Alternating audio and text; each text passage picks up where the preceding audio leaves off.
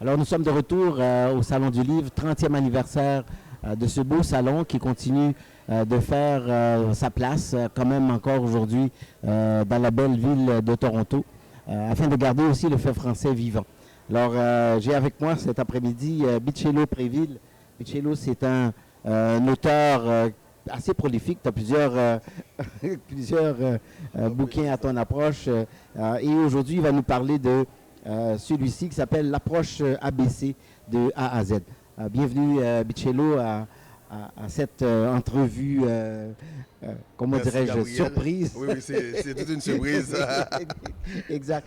Alors parle-nous un peu de la genèse de cette histoire. Qu'est-ce qui t'a amené à penser à cette approche?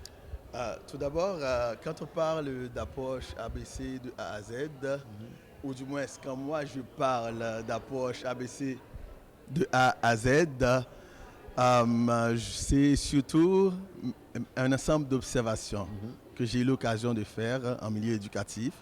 Par exemple, moi qui vous parle présentement, je travaille le jour en milieu éducatif avec les enfants en tant que superviseur agréé de la petite enfance. Donc c'est de la pédagogie.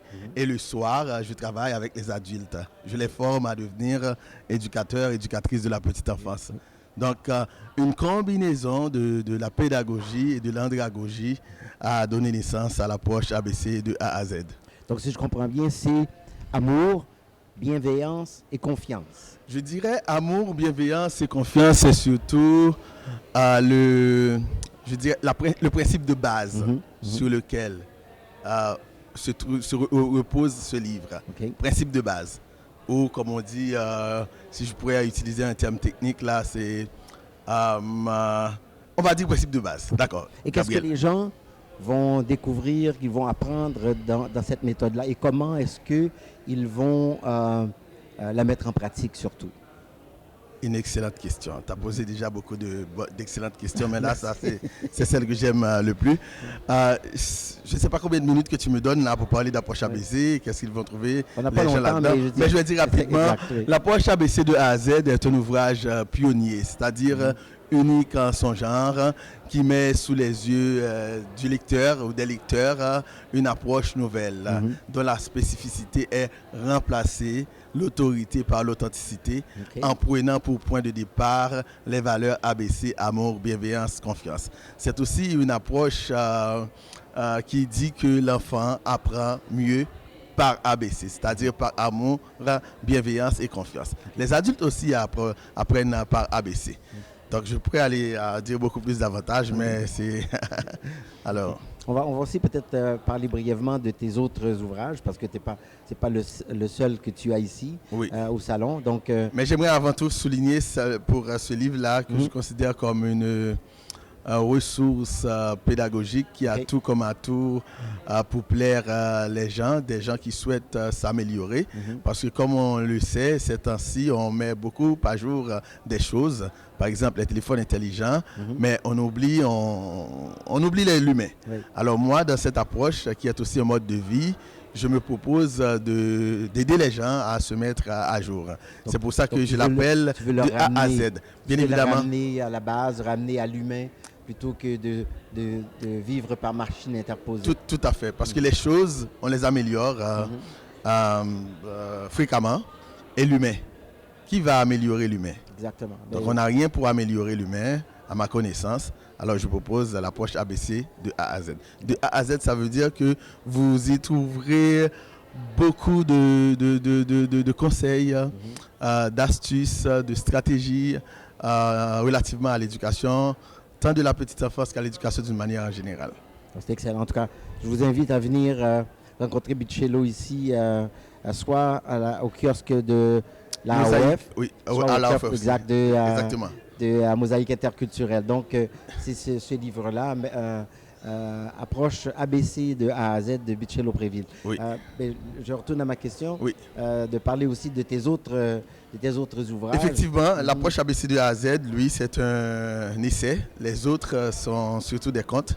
Par exemple, mes deux premiers, Contes pour le conte de la petite enfance et Contes pour le conte des petits et grands. Ce sont 2 recueils de contes dans lesquels on trouve une vingtaine de 20 contes exactement. 20 contes exactement qui ont dans chaque conte, il y a une petite brèche sur la réalité. Contrairement aux contes ordinaires là qui racontent des histoires, moi je ne procède pas ainsi. Dans chaque de mes contes, il y a une petite brèche sur la réalité. Comme je viens de te le dire, Gabriel, je suis dans le milieu moi-même. Oui. Je ne suis pas comme quelqu'un qui écrit en observant les étoiles. Je suis là-dedans.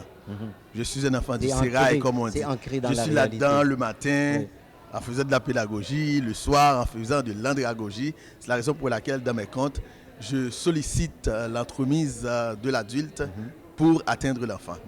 Atteindre l'enfant signifie pour moi aider l'enfant à avoir de bons comportements, des comportements positifs et à les maintenir. Et est-ce que tu termines les contes avec une certaine morale ou un maxime, quelque chose qu'il faut que les gens retiennent, qu'ils veulent mettre en pratique Encore une excellente question. Oui. C'est comme si je l'avais dit. Oui, je commence par une préfiguration, comme un aperçu d'une situation réaliste, c'est-à-dire proche de la réalité. Et je termine par ce que j'appelle une configuration. On voit la forme. Et plus précisément, j'envoie un message. Dans chacun de mes contes, à la conclusion, la morale, c'est un message clé, basé sur une double autoréflexion, si tu veux, mes expériences personnelles et mes expériences professionnelles. C'est ton premier salon, à ce que je sache. Ici à Toronto. Ici à Toronto, oui. Quelles sont tes premières impressions? Ah bon, là, on dirait que l'accueil, avant tout. L'accueil avant tout. Quand moi, comment je sais que je suis bien accueilli? S'il y a quelque chose que je ne comprends pas et que je pose des questions pour le comprendre et que les gens, même s'ils n'ont pas tout à fait la réponse exacte et qu'ils prennent le temps de m'écouter, c'est déjà quelque chose ici que je constate qui est assez intéressant, impressionnant. Et puis l'organisation aussi. Donc je pense que j'étais attendu. Super. Donc j'aime quand je suis quelque part et qu'on me donne l'impression, pour ne pas dire la certitude, que j'étais attendu. Regarde ce que tu fais là. Oui. Moi, j'ai déjà fait plein de salons. Personne ne m'a invité à donner mon impression sur mes œuvres.